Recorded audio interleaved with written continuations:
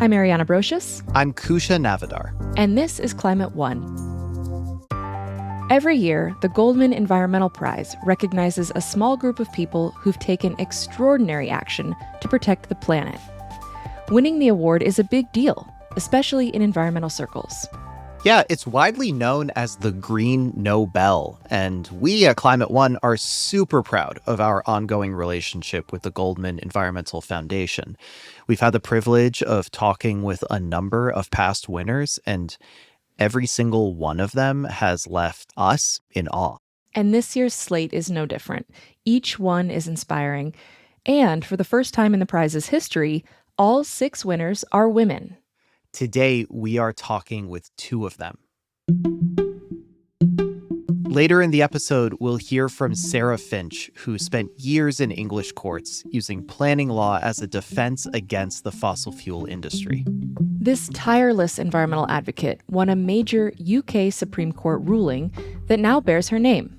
That's right. It's called the Finch ruling. But first, we'll hear from Iroro Tanshi, a tropical conservationist and bat ecologist who rediscovered a species that hadn't been seen in half a century, and then watched her field site catch fire.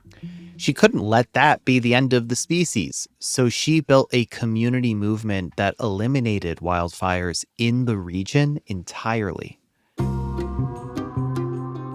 I spoke with both winners in front of a live audience at the Commonwealth Club during San Francisco Climate Week. Iroro Tanshi grew up in Warri, Nigeria, a major hub of the Nigerian oil industry. She recalled what it felt like as a child, surrounded by this massively polluting industry. Besides being an oil center, we also had a lot of blackouts. Electricity blackouts. And so most evenings after you're done doing your homework, you would typically then, go outside and play before you go to bed at about 8, 9 p.m. Mm-hmm. And one of the most striking things every evening, with a few exceptions, would be the gas flares. It just lit up the sky. I guess I didn't always notice as maybe a 5-year-old or a 6-year-old, but my dad would say something like, "Oh, the refinery is on tonight," or "The refinery is off tonight." That was very striking because the light was so. It was bright. so bright, yeah. Would you read by the light sometimes? I wish, but that would probably give you eye problems too. So, but yeah, that was a very obvious thing, and there were other signs like there wasn't always vegetation because it was such a concrete jungle. It wasn't a lot of high rises, but it wasn't also very green too because. That is not the interest. It's just let's get the oil and get out. Yeah. So the oil industry was a core part of the community. It kind absolutely. of was the. Yeah. It certainly grew around it. Yeah. What kinds of environmental destruction did you first witness growing up in that area? I want to say the major one was there was a lot of land filling because this was very much a swamp forest / brackish mangrove system. And so even though I'd grown up in this what should be an estuary and mangrove and slightly swamp forest maybe as you head out of town, I didn't get to see any of that because it was all sand filled in and there was a lot of floods. And in fact, I do remember my dad complaining often to say the reason we have so many floods is because everything's been sand filled and all the natural drainage is gone. And then now you have floods. And the reason I don't have family photos from growing up is because they were all destroyed in the flood. So it was a very significant part of my experience growing up. Even at the time, I didn't think of it as environmental issues. I just thought, calamity. But, this is, you live with floods. Right. When it's, how old were you when was it one flood? How old were you when that happened? I do remember being maybe 6 and waking up and there was that much water. You just drop your leg from the bed and there was that much water. I mean, tiny feet, but, there was that much water close to your knee, I do remember that very clearly. How did that influence you? In many ways, it got me always thinking about, my dad's commentary about, the government could have done better on this and that. And I guess I never always thought about my direct response or how I felt towards it. But growing up, I know that I also heard a lot about oil spills in the area. Okay. In fact, my grandmother's farm became an oil well. The government has the right of eminent domain, and then that kind of quickly went away. That just meant my community was always impacted with oil spills. And so that, in addition to lots of examples all around the area, you just hear about them over and over and over again. It kind of almost becomes a way of life to have oil spills. I am sorry, it sounds grim, but it's a life I kind of lived for a while. Yeah, absolutely. I mean, it's understandable. And now you're a tropical conservationist and a bat ecologist. So connect the dots for me. How does a young woman growing up in an oil town get interested in bats and the forest? I like that. The connection is in the person. You kind of grow up recognizing that you love the environment even though you haven't fully lived in it. I love the environment because I also watch a lot of nature documentary. In fact, it was the only form of education my dad would permit at home. So besides going to school, listening to the 6, 7 p.m. news, the only other thing you could do was either watch something about crafts on TV, or nature documentaries. That was it. I grew up with only like 4 films my entire life. Now I can't watch movies twice because I've watched many movies like 1 billion times. I've watched like just 4 movies, like 1 billion times. So I can't bring myself to watch a movie a second time. But because you know there's another one that you're missing out on. Exactly. Yeah, like Terminator 2. Oh man, I gotta check that out. Yes. So he would record these nature documentaries. I love it was also set in the U.S. too. In these VCR cassettes, and we'll put them in the player. They will be labeled, dolphins 1, dolphin 2, 3, 4. Oh wow! Or sometimes, and yet you didn't get to dolphins. I know. Sometimes it was bears. Oh, wow, I remember a lot of these, but I think one of them was really striking. Was someone, I can't remember his name now. I was quite little. But he was describing the diversity of tropical forests, and he had a big jar of jelly beans, different colors, and he talked about how that kind of represents the sort of species diversities you will find in tropical forests. And that kind of stood with me. And so when I heard about this interesting talk, just right out of college, trying to do a master's degree and having difficulty landing on one program, and this professor told me about a student who was working in West Africa, in Cote d'Ivoire, and they would climb into the forest canopy, watch for the bats, and go to the flowers that bats visit and collect the chemicals, so the flower scent, because he wanted to understand how the chemicals attract bats. I was beyond, thrilled. There were no words to describe how it just sort of lit this light bulb in my head from, oh my gosh, tropical forests are great. I've never really had a lot of experience with them, but also you can do stuff with them. You can go into the canopy and it's bats. If bats can get you into the canopy, I want to do that. I love it. What did people think about you going into the forest at night to go look at bats?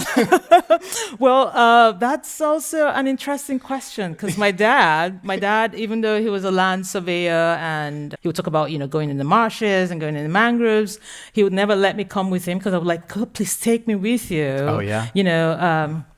And he'd be like, no, you look too frail to go out in the bushes and stuff. So whenever I told him, look, I got a grant to study bats in forests, instant shock. What? Okay, you want to study bats, how did that come about? You also want to be in forests? Are you capable of being in the forest? So during my PhDs, when I would spend 4-6 months in the forest, he would just be in awe. Absolute just wow. He calls me and he's like, I can't believe you're doing this. That is so amazing. I never saw this in your future. I'm like, yeah, thank you. But you should have seen from all the times I would ask to be taken out. You're the one that showed me the videos. Right. So that's kind of how it came about. Yeah. Let's jump ahead a little bit then to where the incidence happens. You discovered the only known population of the short-tailed round-leaf bat in Nigeria. It's a species that was thought to be absent for 45 years. When I first learned this, I was like, we need to get a picture of the bat. So can we just get a picture of this bat up on the screen? Because, right? I think it's so cute. It's smaller than I expected. You can see a person's fingernail right there. I love the ears, how huge. They're big ears, nice little stubby little wings, nice fur. The And nose a round is so nose. beautiful. Round nose. It's a very cute bat. And you gave us this picture, right? So thank you for providing us this picture. I want to know about the moment when you found the bat. What did it feel like to rediscover an animal that we thought was extinct? You know, when you're trapping bats in the forest, you're walking through the night mostly, and you really go to your net or your trap. You just go in there. There's a bag at the bottom. You stick your hand in, try to gently take your bat out, put it in the bag. And for this night, we were sort of too close to a bat roost, I think. So we had a flood of bats. So we had lots of bats in lots of bags. And we were like taking them out. Oh, this is recognizable. We know what it is. Quick measurement, done. Like we're just sending the bats off. And then you take this one out of the bag and you go, your ears are too big for all the bats we've sent away. What are you? I was so curious. I was just like, okay, I had a list before I showed up in the field during that season, and I could tell this was nothing like I had on my list. I didn't expect it. I didn't know what it was. It was the ears? Because the ears were huge. They were almost twice the length of the typical size for that group, that family. And so I thought, well, this is going to be fun. Let's try to figure it out. I was leafing through the field guide, and there was an obvious answer. There are two species that look like that in Africa. One of them is very far from where I was. The other one's right next door in Cameroon. It was obvious, and I thought, okay, well, what's the deets? So I started flipping through again and sort of realized, well, all of the references, the last record was like from 1973 or so. Oh, yeah. And I was just like, oh, okay. So this was like a 30-second realization of, oh my God. Listen, I got to tell you this. Yeah. As bat scientists, because we want to hear bats when we record the echolocation, this is a digression, but it's important. Listen to me. I'm here with you. Go. Yeah. Because we want to hear bats because their frequency is really high, the only way to hear them as a human is to slow down the rate of the call. So you kind of do what we call heterodyne conversion. And I'm sorry to use a jargon, but it basically means you're slowing down the frequency. So a bat that would typically sound will start to sound something like, you really slow it down so you can hear it. My brain went into heterodyne conversion. That's kind of the best way to describe it. Right. Within I kind of went, oh my.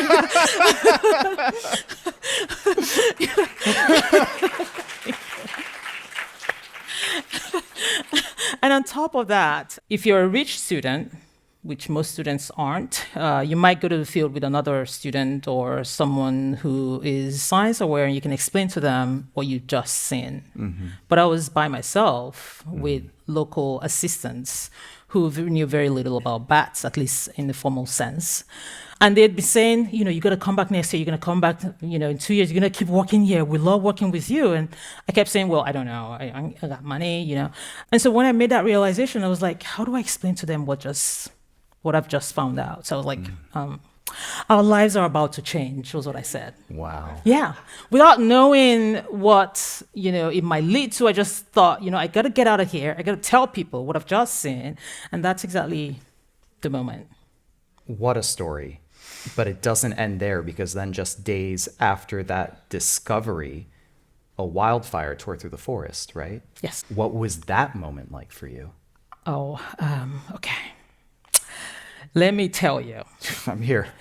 Again, PhD student, wide-eyed, just really excited to be in this beautiful part of Nigeria. Mountains, forests, everything I've ever dreamed of, because, Warri is a flatland in the marshes, devoid of trees, blah, blah. The exact opposite. And I'm here, finally found a project site, and I finally made that discovery, and just truly buoyed by it, and, was really happy about all of this happening. And that fire broke. So the instant thought was, we got to save ourselves because our camp was fully covered in smoke, okay? We were racing down the mountainsides, one of the steepest mountains in the area, racing down the mountainsides with heavy bags, and my husband had something on his head, he had something on his back, and in front, a couple of us did something similar too. The first thought that came to my mind was, my God. Because we turned around and there was this conflagration. It felt like everything within view was covered in fire. Yeah. And I thought, well, we haven't even gone out to tell anybody about this species we just found.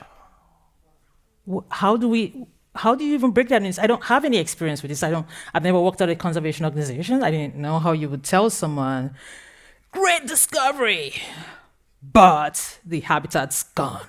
Because that's what I saw from the forest, just looking at this vast land just under fire. And so it was I think it was some kind of desperate moment of just, I think it kind of became an out-of-body experience. I couldn't really be in my body to feel how bad I was feeling in the moment. It was really bad. And so I went through that, and then I called my PhD advisor and said, also, my PhD site's toast. I no longer have a PhD. I don't know what to do. And so all of this sort of was coming together at the same time until we spoke to community people. I think that's where we started getting hope. And I want to ask you about that. What was the community's reaction when you started talking about a zero wildfire campaign? The first two community members said, oh, no one's going to listen to you. We've been trying to fight wildfires for so long. We're like, oh, it's okay. Let's at least have a group meeting. Let's not just talk to one person. And when we sat down to have that conversation, people had ideas. But this lady just basically stood up and said, she's Nigerian. She said, my daughter, because she's an older lady. That's how you typically address a very young person who knows nothing, by the way. She said, my daughter, let me tell you. We have been trying to fight wildfires. This is not new. And in fact, we have a very cultural way of making sure we don't get wildfires. And all of these solutions are great. But the biggest thing, without any science, she said the biggest thing was, in her lifetime, rain patterns have changed, and what they could predict no longer aligned with reality. I see. Without knowing what climate change was. Sometimes it doesn't really matter. She was speaking the language she could use in describing the situation. Right.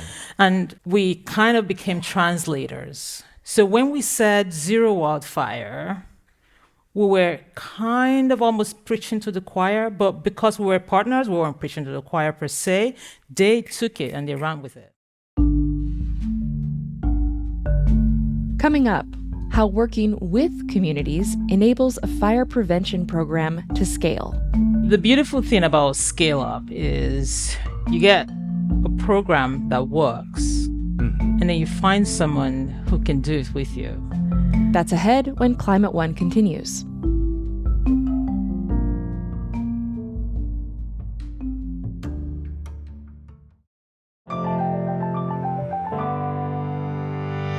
So in North America, particularly in the American West, we've been learning a lot about how certain low-intensity wildfires are actually good for ecosystems. Small, controlled fires prevent a buildup of fuel that can lead to catastrophic firestorms. These forests have evolved alongside fire, and some seeds actually need the heat to germinate. In fact, indigenous people have been using fire for thousands of years as a means of maintaining the landscape. Let's get back to my conversation with 2026 Goldman Prize winner Iroro Tanshi. I asked Iroro Tanshi to explain how wildfire risk differs in the tropical forests of equatorial Africa.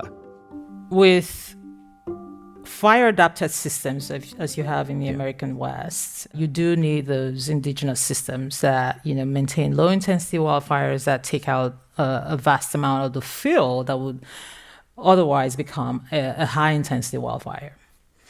In our case, this is an equatorial forest, okay? mostly moist forest. It doesn't dry out as much as you would have here. In fact, none of the fires progress really fast. They're quite slow moving. So this is not a fire adapted system by any measure. And I mean, if you're in the forest under storage, it's just teeming with life. I can't even imagine fires being a regular occurrence here. So the relationship between fires in the American West and Africa, they end at that point where you say fire adapted versus non-fire adapted.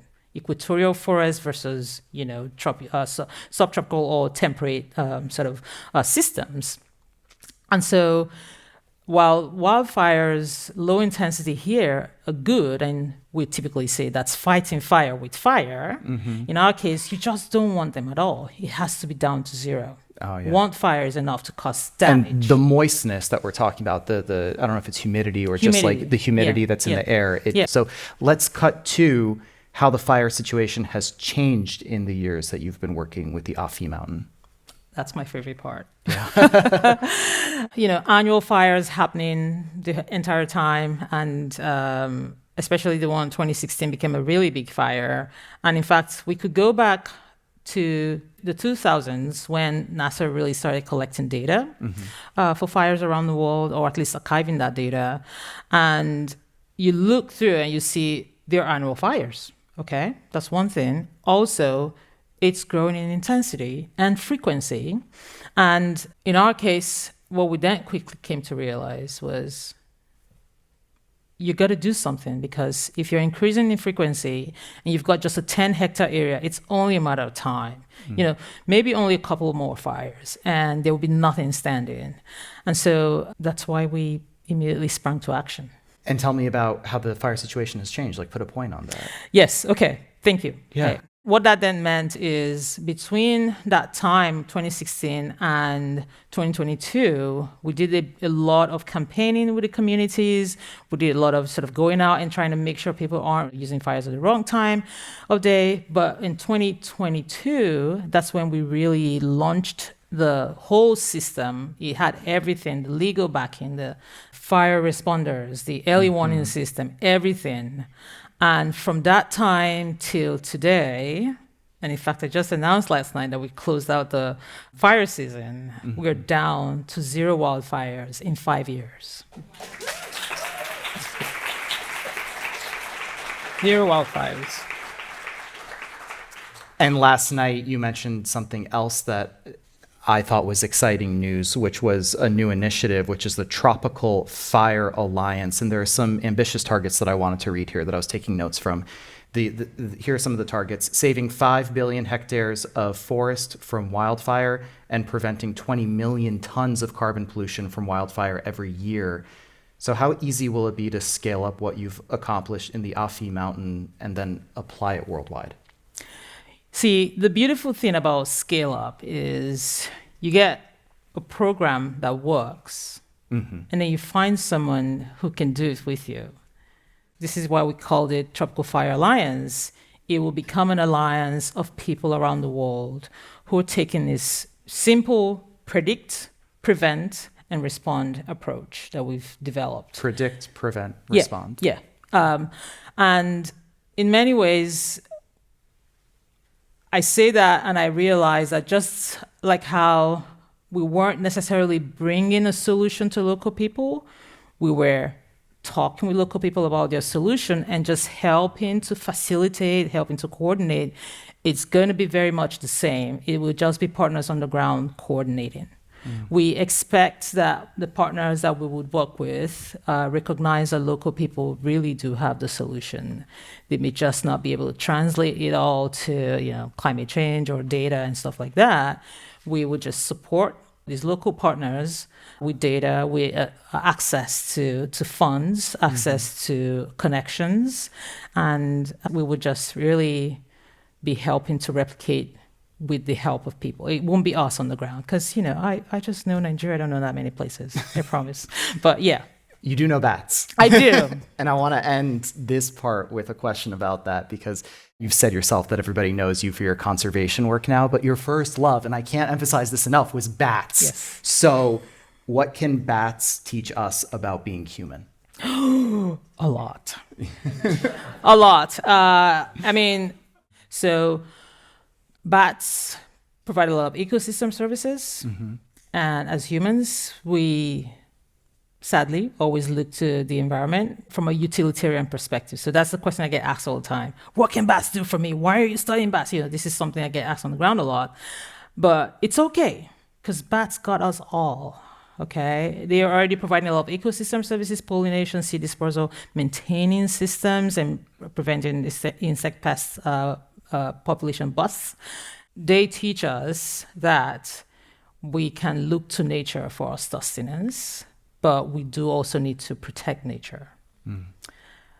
On the human side of health, I want to say bats are really helping us in many ways. So bats are an inspiration for lots of medical achievements and medical discoveries. And in more recent times, understanding how we can live longer. I can have a whole podcast about that, but not for today. I would be really excited to hear it. But for now, I really appreciate your story. Iroro Tanshi, thanks so much for your work and for coming here and sharing it with us. I appreciate it. Thank you.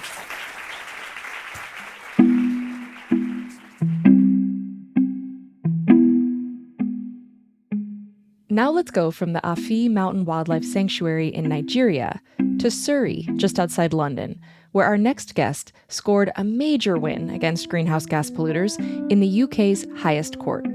Sarah Finch led a tireless campaign against drilling near her home, persevering through years of escalating court battles until she secured a Supreme Court ruling in June of 2024 that finally forced the drilling to shut down.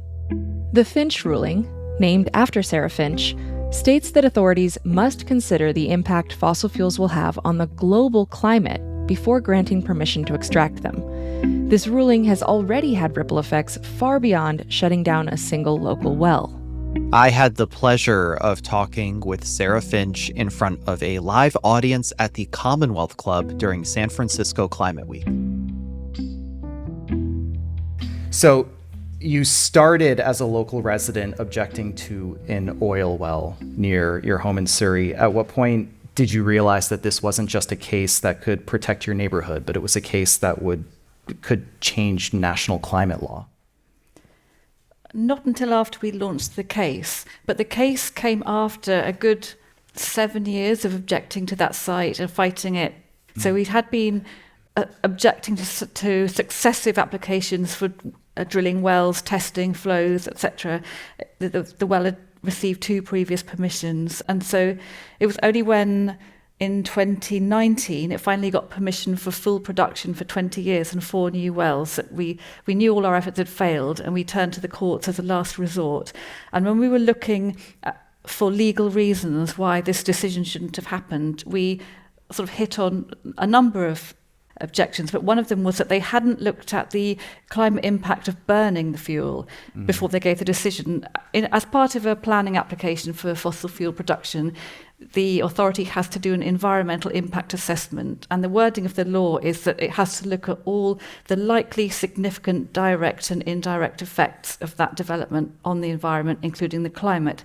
And we thought the effects of burning the fuel must be, if not a direct effect, at least an indirect effect of getting it out of the ground, because the only purpose of doing that is so that it can be taken off, refined and burned. So we argued, among other things, that was a reason why it should have been permitted. And we got permission to take that sort of case further. And then we realised that it wasn't a one-off mistake by Surrey County Council. It was actually the norm. Right across the country, fossil fuel developments were being permitted with no assessment of their climate impact. And that included, a huge new coal mine that it would have been the first new deep coal mine in the UK for 30 years, giant oil and gas fields in the North Sea, many times bigger than the sort of small onshore site we were objecting to. So it was after we'd launched the case, really, that we realised that we'd actually hit on a national scale problem and not just a local one. All the time we were making the case that you cannot keep approving these developments without looking at the actual climate impacts. And by this time we'd had the Paris Agreement, the UK had a net zero target, the Surrey County Council had declared a climate emergency. There was no doubt at all that we're in a climate emergency. The scientists are absolutely unequivocal that there is no room for any new fossil fuels to be produced if we were to keep within these Paris targets. And there's more than enough oil, gas and coal in currently operating fields. So it was just sort of a crazy situation that they were being approved. And we just kept on making this very simple argument. It seemed obvious to us. And I used the analogy when you're talking about why do you have to look at these emissions from burning the fuel? It's like, well, if you look at a cigarette, when does it harm your health? It's when you smoke it. It's not when it's produced and put in a packet. Right. The oil companies were arguing, we don't have to look at the emissions from use because our job is done when the oil leaves our gate. But it's like, no, and a chocolate cake, when does that affect your diet? It's when you eat it. Yeah, when you see it, when you kind of. And oil, oil and gas, greenhouse gas emissions are released at every stage, including from the production. But like 90% of the impact is when they're burnt. But these arguments were being made all along the way. What was different about when you made the argument at the moment that it worked? Well, I think a number of things. I think it was the type of judges that we had. The whole thing was about planning law, the planning law of environmental impact assessment. And the first judge that looked at it was the planning judge. And planning policy in the UK, is written down in numerous documents, and the planning judge is used to applying the law as it's written and looking at the sort of examples that had happened before that, and just saw it as a planning issue. And then when we went to the Court of Appeal, we lost again, but the planning judge said, no, you couldn't expect the planning authority to look at the full climate impact because how could they? It's impossible. But the Court of Appeal didn't say that. They said, you reasonably could expect the authority to do that. It's feasible. It's at the discretion of the authority whether they choose to do that, that's not good law. That means one authority can make one decision and another decision on completely the same situation. So when we went up to the Supreme Court, it seemed we were talking about simple language and basic principles. It's like what the Supreme Court really defined was what is an effect of something else. It became a matter of just simple words. But I think things that had changed as well with time, for nearly 5 years had gone by. We'd been making these arguments for 5 years. They'd been thoroughly rehearsed in the media.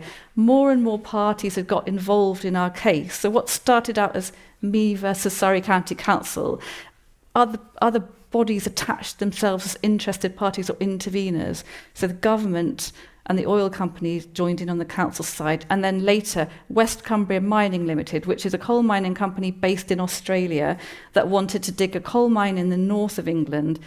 Why did they get involved in a case about an oil site in the south of England? It just showed it was a national issue. And then on my side, we had Friends of the Earth and Greenpeace, two national environmental organisations, and then the Office for Environmental Protection, which is a government body, also joined in. So it was a very packed courtroom of national level bodies. And I think, sort of the arguments have been so well rehearsed by then that the Supreme Court judges probably had a better understanding of what they were dealing with. But also more sort of a conviction that we were right and a kind of determination. It's like, we're going to carry on saying this. Like, there were numerous stages at which we talked about, okay, should we drop out? We've lost at every stage so far. Why keep going? But it's just became bloody minded. It's like, I'm just going to keep saying this until someone agrees with me.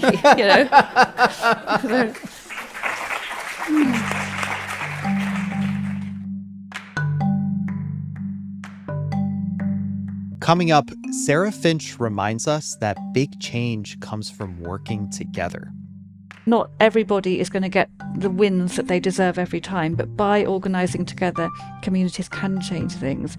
That's up next when Climate One returns.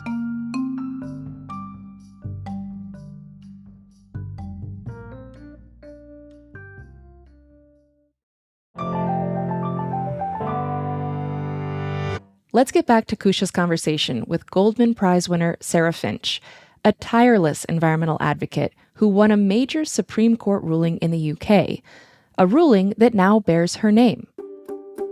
The Finch ruling requires authorities to consider the impact fossil fuels will have on the global climate before granting permission to extract them. Kusha spoke with Finch along with Iroro Tanshi, another Goldman winner, at the Commonwealth Club in San Francisco.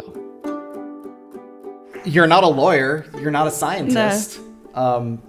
What's given you the confidence or the gumption to go after big oil?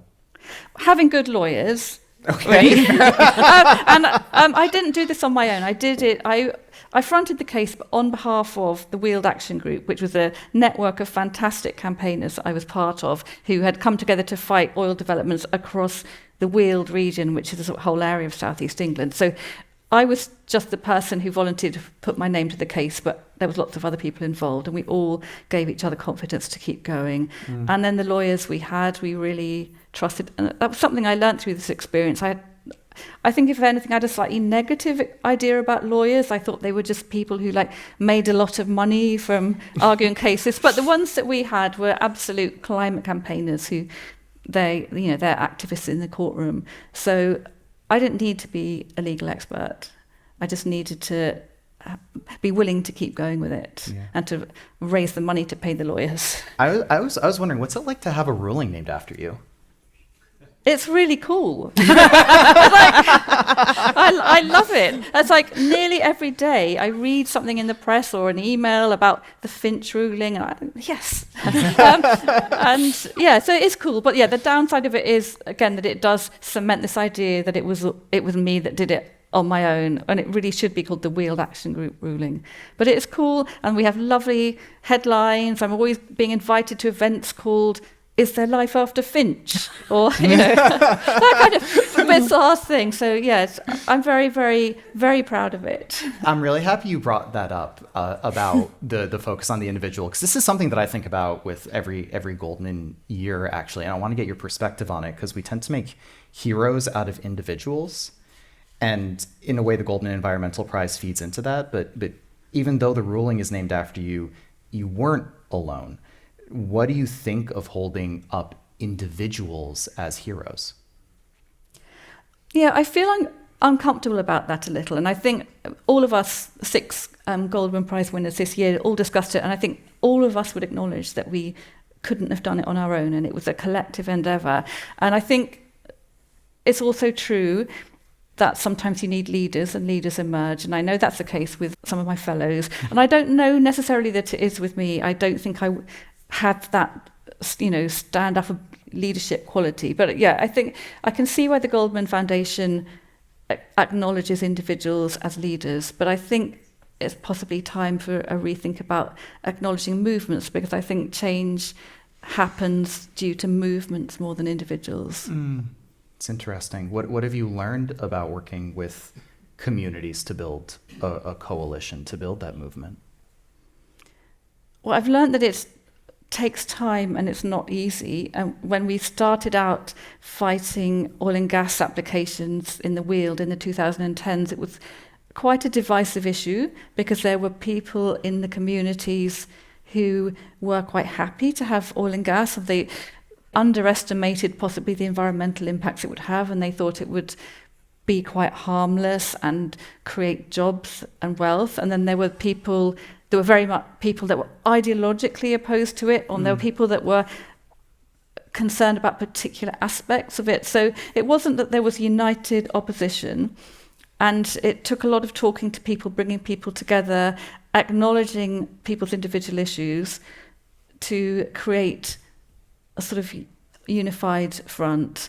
But then also, I think we underestimated how much people did care about the climate. There were many issues that concerned people about these developments. So things like the tanker traffic, huge big oil tankers on little rural roads was a big thing. The 24-hour light at night, noise, local air pollution, etc. People were very worried about that. Also earthquakes. So at Horse Hill, the site I was fighting, there was a swarm of earthquakes in 2018 when they started some of the drilling, and that was very frightening. These earthquakes were felt for like 10 miles. I shouldn't talk about it in San Francisco, I know. They were small. People's garden furniture fell over and ornaments fell off their shelves. But some people had more severe damage to their homes. But it's frightening. So lots of people were frightened about that. And we at first thought we wanted to bring the case about the earthquakes, because then we'd have the backing of lots of people. And we underestimated the extent to which people were concerned about the climate too. And initially I was kind of a bit diffident about going and talking to local residents about climate change. But actually, when I did that, everyone was like, yeah, we know the climate is changing. We know we don't need new oil and gas. And there was more support than we anticipated. Oh. Iroro, I want to bring you into this part too, because I think this is really interesting, just like building movements. You worked with local communities around the Afi Mountain Wildlife Sanctuary to end burning, and in 2019, 0 wildfires were reported during the dry season, as we were talking about. How did you get communities to change their behavior? I would like to start by saying communities have the solutions. They just need all the resources that you require to sort of pull this sort of movement together. And that's exactly what we did, is we only just came in with the inputs. We were like, what do you think the problem is? And they say it. We're like, oh, that sounds like what we're thinking. What do you think the solution is? And they're like, X, Y, Z. And we're like, we had no idea. So what we've come to learn is that if you give communities the right support, the right movement, the right resources, things sort of go from there. You kind of grow, in the ability to address the issue, the ability to make progress, and that's what we've learned. And I have to just quickly add this. In many ways, I have now come to see our work as we're just mere translators. We're just trying to understand from a community perspective, what are the interests? How can we best bring them together? Yeah. The key thing that I hear you saying there, it wasn't about getting communities to change behavior. It was listening. It was equipping. It was finding surprises, like you were saying, Sarah, in the connections between them. Is that fair? That's correct. And when you say equipping, be it providing the data to make the decision about the right time to burn, or providing some of the local equipment, like the backpacks that people would fill with water and that had high pressure pumps to go put out the fires. At any point in that process, you're really just supporting. And that's sort of the language that we've come to speak with communities, is we're supporting, and they see it as, we've wanted to do this whole time. We just need to adapt, some of the interests and behaviors to these new realities. And that's just what we start to call behavior change in this system. But in their case, they really just wanted to do it the whole time. They just needed to adapt to the new realities. So let's apply this more broadly to climate action. I want to ask both of you this. What does your experience with communities teach us about climate action more broadly? And Sarah, if I could start with you, what do you think? I think that communities rise up against an obvious problem. And I think so the arrival of a company that wants to frack in their backyard is an obvious problem, and that'll unite a community. Or the desire to no longer have fires that destroy their farms is an obvious problem. I think with climate, it's taken us a long time to be able to present it as an urgent problem. And there's so much culture war stuff and, bad actors downplaying the dangers or denying that climate change exists altogether, that it's very hard. I mean, I only know about the UK, but I know there's so much misinformation that people who are not stupid or ill-intentioned still will believe we don't need to deal with the climate crisis. And the whole question of whether we should produce oil and gas from the UK North Sea has just become totally a culture war issue. So we need to do a huge job of work of building people's confidence in climate science. And I mean, I don't want to overstate the problem, because I know opinion polls always show that the majority of people do understand it. But it's not easy to have conversations in communities sometimes about these things. There's factors pushing up against it. And all the issues of, the transition for workers in the oil industry, so they're really important. And we can't just say, okay, no more oil, we're moving to a different energy system, without making sure that the people that are going to be affected by that in terms of losing their jobs, or whole communities that are going to lose their income, etc., they have to be considered and planned for. Just transition is a sort of easy thing to say, but it needs to be properly implemented. The last question that I want to ask you both is, What would you say to somebody who feels powerless about the climate and what they can do, especially those who think that one person can't make a difference? Sarah, let's start with you. Yeah, well, I think my story shows that not one person, one group of ordinary people organising together in their community can make a difference. And they're not everybody is going to get the wins that they deserve every time, but by organising together, communities can change things. And I also think there are many reasons to be hopeless and despairing, and the antidote to that is taking action. And I think doing something, I mean, I have terrible climate anxiety, but when I think, well, I've done what I can and I'm still doing what I can, that makes you feel better and does give hope. So I think even wherever you are and whatever is in your power to do in your home, your workplace, your community, whatever, doing it, not putting it off, doing it, and then even better, joining together with other people and doing stuff makes you feel more positive, because there's no doubt the climate is changing. There are going to be all kinds of terrible impacts, but everything we can do to save any fraction of a ton of carbon from going into the atmosphere will make it that much less worse. So I think we can have hope. It's worth doing whatever you can, because you will make the future less worse than it would otherwise have been. Hope through action. Yeah.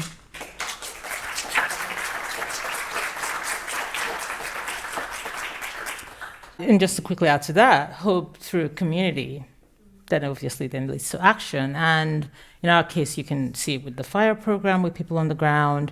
But there's a story I would like to quickly see, especially for the audience here today. The first time we showed up in San Francisco, my husband and I, to speak to the Wildlife Conservation Network. It's a network of partners from around the world doing conservation work and partners who like to contribute and support in many different ways. One of the people I spoke to, her name is Margaret, she basically said, look, what you guys are doing just gives me hope. And I thought, well, okay, I hear that every now and then. And she said, no, I tell you this, the two friends I brought to this meeting, they were crying through most of the presentations and said that the next day they told her, this is the most I have slept in many, many years, just knowing that there are people around the world doing stuff. So when you find those communities that allow you to access, even if you can't be on the ground, to access information and knowledge and opportunity to support action, it does bring hope. And for us, at least through our work in Nigeria, without, say, an organization like WCN, the Goldman Foundation, and lots of the other programs that have supported us, and the institutions too, because remember, we were doing this while being PhD students. Our mentors, who sometimes weren't always pleased with the delays in papers here or there, but recognizing that it is critical work, all of that also builds hope for those of us climate campaigners on the ground, environmental defenders on the ground, because you are not alone. It's that community. Community, action.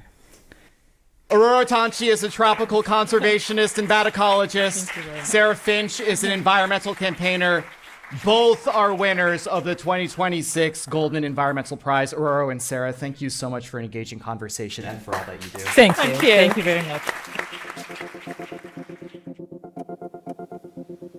All right, it's the end of our show. And as usual, we have one more thing to share with you.